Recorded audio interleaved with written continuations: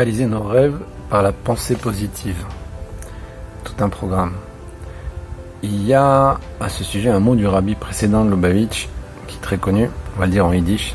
Je m'excuse, je suis pas un yiddishisant, mais les mots qui restent comme ça. C'est Trachgut ou Venzangut. C'est ça qu'il le dit. Pense bien et tout ira bien. C'est presque simpliste, ça semble un peu même bizarre, absurde même. Ça dépend comment on comprend, comment on envisage ça. Et pourtant, ça a une force incommensurable. Pourquoi ? Eh bien, pour une raison très simple. L'âme, d'après la Chassidoute, la Kabbalah, a 3 habits, qui sont la pensée, la parole et l'action. Or, l'homme, en général, sans la Torah, et même avec la Torah, malheureusement, a tendance à confondre les notions, à les inverser et à s'imaginer des choses qui ne sont pas réelles, je dirais même pire, qui va imaginer l'essentiel comme accessoire et l'accessoire comme essentiel. L'action, pour nous, c'est l'essentiel. C'est évident, nous sommes des hommes dans un monde matériel, dans le monde le plus bas qui puisse exister parmi les mondes que Dieu a créés. Donc l'action, c'est le Ikar. Et c'est vrai, c'est ce qu'on dit d'ailleurs, Amaasé ou Ikar, l'action est essentielle. Parce que si on pense faire une mitzvah et aider un pauvre et qu'on ne lui donne pas la pièce, il sera sûrement très content, mais il ne pourra pas manger. Si on pense mettre les tefilines et qu'on ne les met pas, Chaz v'shalom, on a raté la mitzvah des tefilines, et ainsi de suite. Donc l'action est essentielle, mais l'action n'est pas la seule, parce que les tefilines, je veux une bracha. Lorsqu'on donne la pièce à un pauvre, on donne la pièce avec un mot gentil en même temps. Donc ça marche avec ça, et puis il y a une pensée, comment est-ce que j'ai fait pour trouver ce pauvre ? À qui je vais donner ? Où est-il ?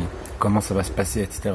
Les tefilines. Il faut que je pense aussi aux tefilines, il y a des kavanot, même d'après la Kabbalah, même d'après la halacha, on doit penser on doit se rappeler être sorti d'Égypte, etc. C'est un exemple, mais tout fonctionne avec ça. Alors chez nous, dans les mitzvot, mais dans la vie aussi au quotidien. Lorsqu'on veut réaliser une action, on veut réaliser un rêve, je veux construire une maison, une grande maison magnifique, etc. Avant de la construire, il va falloir faire un plan, il va falloir prendre un architecte, et avant cela, il va falloir réfléchir, quelle forme, quelle couleur, combien d'étages, etc., combien je vais investir. Tout fonctionne avec la pensée, la parole et l'action. Or, la pensée semble être la chose la plus lointaine, la plus évaporescente, la moins importante, on pourrait dire comme ça, et pourtant c'est ce qui va conditionner tout le reste. Si je pense bien, tout ira bien. Et ça va même plus loin que ça.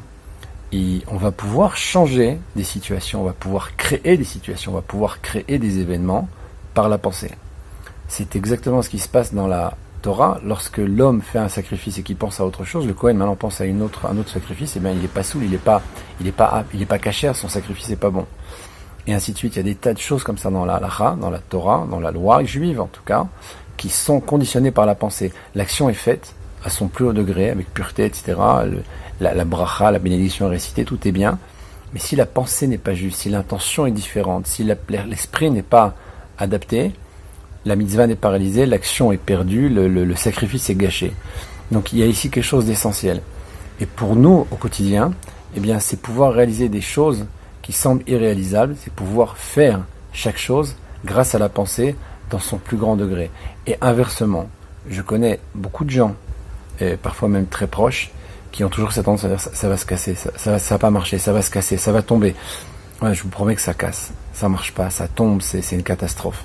Ils ont tellement projeté par leur pensée la catastrophe, ils l'ont tellement annoncé, ils l'ont tellement imaginé, que je peux vous assurer qu'elle se produit. C'est indéniable, c'est obligatoire.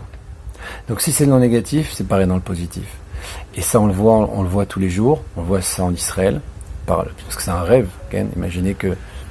Mais le vrai rêve c'est quoi ? C'est le plus grand rêve, c'est celui de la Géoula, la délivrance. Il y a un mot comme ça du Rabbi qui dit, ce fameux Télim, Ken, Aziamalis Rokpeno, etc. C'est Télim qu'on chante dans le Birkat Hamazon, Aïnou Kecholmin, nous étions comme des rêveurs. Le Rabbi, il n'y a pas marqué nous serons des rêveurs, mais nous étions des rêveurs. De quoi on parle là-bas ? On parle de la galoute. C'est-à-dire que la Géoula, la délivrance, pour les gens, quand vous parlez de ça, c'est un rêve. C'est lointain. On nous a tellement, Ken, rabâché les oreilles avec ça. Le Mashiach, ça fait longtemps qu'on nous dit qu'il va venir, etc.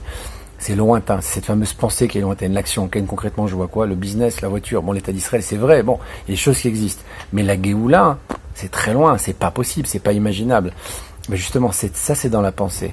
Mais ce qu'on nous dit dans le Télim, ce que dit David Amelech là-bas, ce que nous explique le Rabbi là-bas, c'est que Aïnou Kecholmim, on était des rêveurs. On parle de la Géoula, on parle de la délivrance, et le Cholmim, les rêveurs, c'est ceux qui étaient dans la galoute. C'est-à-dire qu'aujourd'hui on vit un rêve. un mauvais rêve en fin de compte, parce que la situation n'est pas bonne, notre situation n'est pas idéale. Dieu est en galoute, le peuple juif est en galoute, Mashiach est en galoute, et pour sortir de ça, pour sortir de cet exil-là, eh bien, il faut comprendre que nous sommes dans un rêve. Et là, c'est pas le rêve qui devient réalité, c'est le rêve qui disparaît pour laisser la place à la réalité. Donc la pensée ici doit être très positive. Il faut réaliser que ce rêve qu'on a n'est pas un rêve, ce qu'on vit est un rêve. Il faut transformer, c'est ça en fait l'erreur souvent qu'on fait d'inverser les choses et de ce qu'on espère venir, c'est-à-dire la Géoula, eh bien elle est dans la réalité absolue. C'est ça qu'on doit obligatoirement obtenir, réaliser un rêve qui devient réalité, mais en fait le rêve est ici la galoute et la réalité, eh bien c'est la Géoula, c'est la délivrance en espérant qu'elle se produise même avant l'Akba Omer Bezrat Hashem.